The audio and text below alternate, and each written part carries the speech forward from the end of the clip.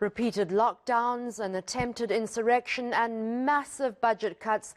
The classes of 2020 and 2021 will go down in history as having survived some of the biggest challenges faced in South Africa. So just what do teachers and pupils need for the education sector to finally stabilise? Well, our reporters have headed back to the classroom to track the plight of education in the country. Kicking off in Durban, we're joined by Dasen, Thathiah, and over in Gauteng, we're joined by Manqoba and Mchunu.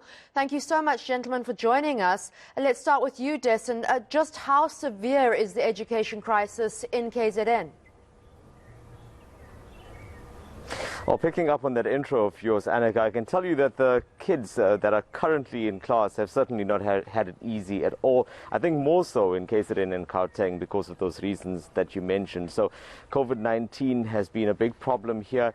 We have been seeing the rosters change, the schedules for children that are in the public education system changing. They come to class on alternate days. There have been infections where schools have had to close for brief periods of time to ensure those cleanups are done.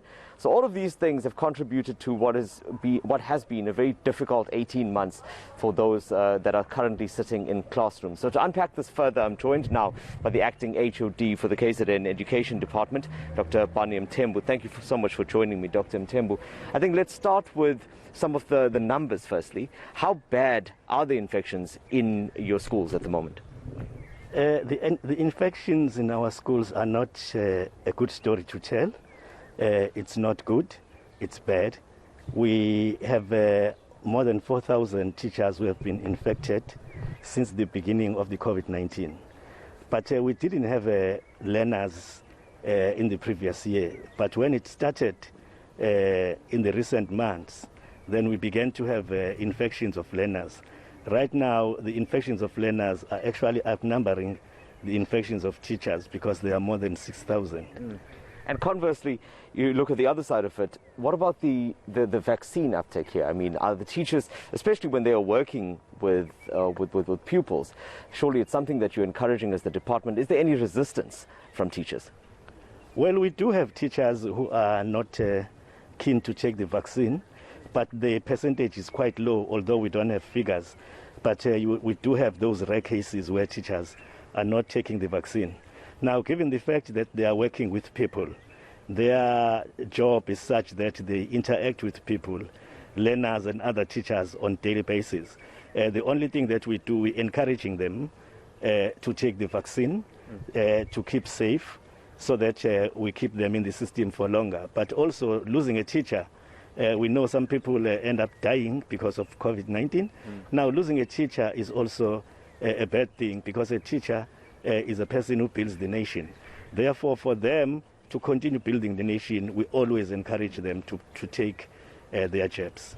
We spoke about what a tough time pupils have been having over the past 18 months. Now, what is your plan as the education department to ease that burden? I did hear about some of your plans, for example, some motivational talks to improve the psyche of these learners. But what else do you have in place to ensure that they get through this year, particularly the matrics?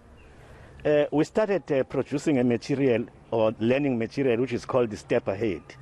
The reason why we had the Step Ahead material, it's because these learners who are in grades this year, they did not learn a full curriculum last year.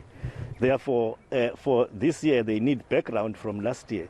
So we developed material which covers both the background of last year and background of and the current work that they need to do. It works for us. We introduced the 5+1 concept, where teachers would teach during the week, and on Sunday or Saturday, they revise what they have taught. It also helps us. And also, we have introduced some other ways of assisting teachers to teach better under the circumstances. And our teachers have gone through content and methodology workshops where we're giving them methods of teaching a child who did not get all what is needed in the previous grade, but who should also do well in the next grade.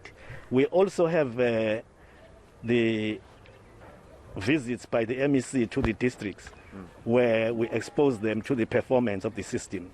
So our performance management is very strong, and we give teachers, officials, information and the analysis of how the system is performing. We identify the gaps and we do interventions. And now, as it is, because it's September, we are in the spring's equinox. Yes. The day is becoming longer and the night is becoming shorter, meaning that learners can stay at school for longer and they can come early enough because the day is becoming longer.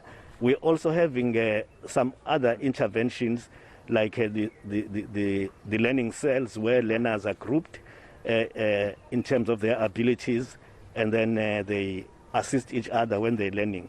The trial exam timetable in KwaZulu-Natal is not the same like other trial exam timetables. Yeah. It's trial and revision. You write. If you are not writing, you learn. You go to class. So we're doing that. Thank you very much for your time, Dr. Mthembu. So let's hope then, Annika, that we see the fruits of these efforts in the final exam results this year. Yeah, those teachers and pupils really trying so hard to get back on track. Let's go to Gauteng now, where we have Manqoba. You've been speaking to teacher unions and about their plans for pupils to catch up with the curriculum. What do they have to say?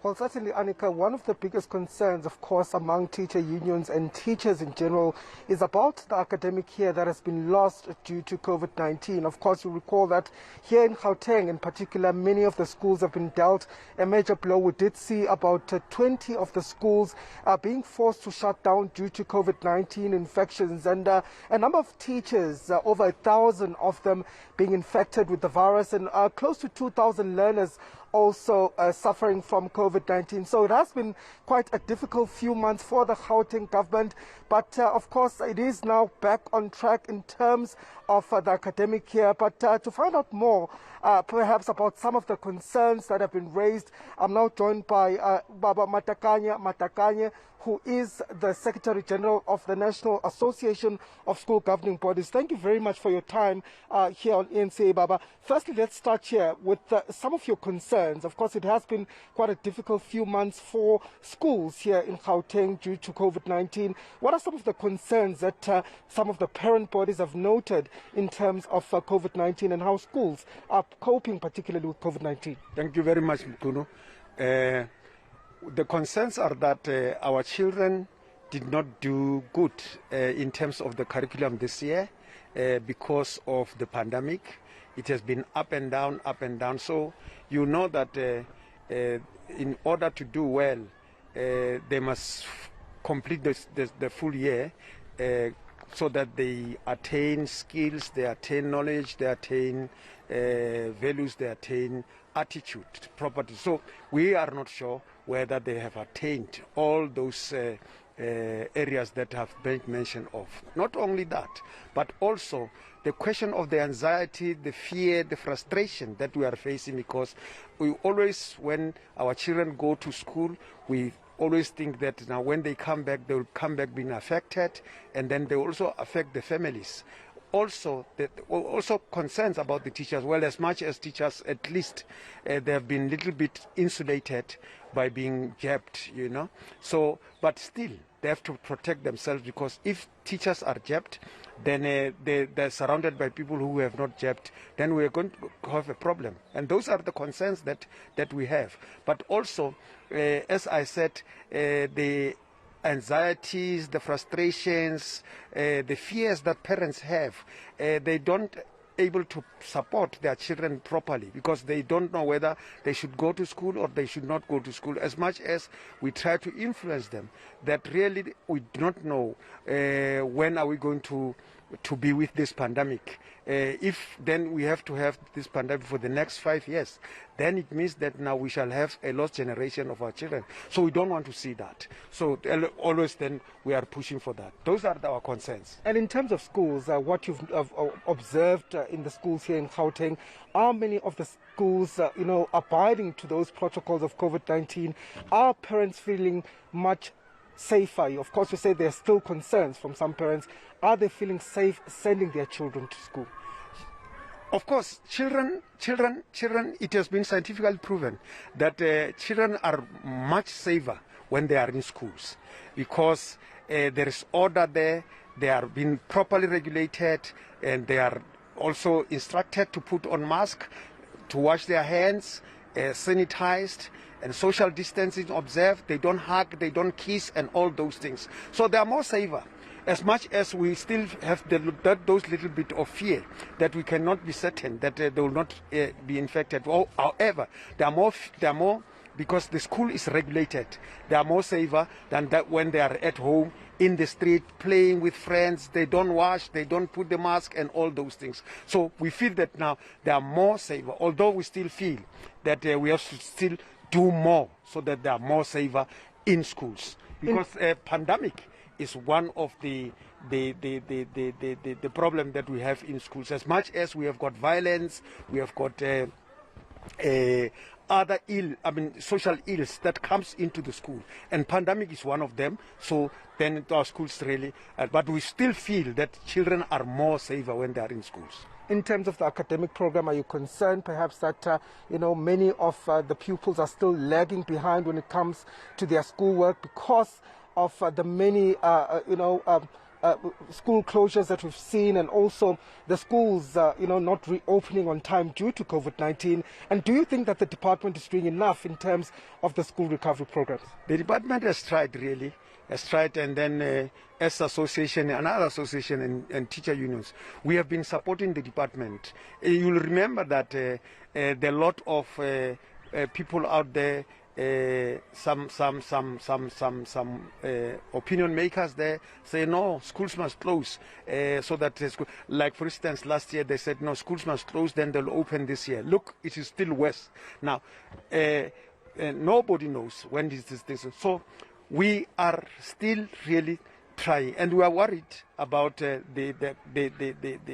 progress that has been made in schools. And as much as teachers are trying really their level best to complete the little work that they have been doing, the department is also supporting. We are also supporting so that at least our children could go into the next class. Look, last year, people were saying schools must close, but we fought until children went back. The grade 12s, the 2020 grade 12s wrote, as I'm talking to you now, some of them are in the universities and they are continuing their unlike if then we just said no, schools must close and they'll open this year. Then we're still saying all of us, the community, the society, and everybody, let's support. Let's put our hands on deck to support the schools so that now at least our children are not going to be referred as the lost generation. Okay, thank you very much. That was Babu Matakanye, who is the Secretary General of the National Association of School Bodies. Of course, saying that they do support the opening of schools. They believe that much has been lost in terms of the school academic year, and so they're really pushing for the schools to continue to operate, of course, under very strict and safe measures to ensure that the pupils are also safe when they do go to schools. So many challenges being faced by pupils and teachers. They're trying so hard. Those are reporters Dasen, Thathiah and Manqoba Mchunu tracking teaching and learning in KZN and Gauteng.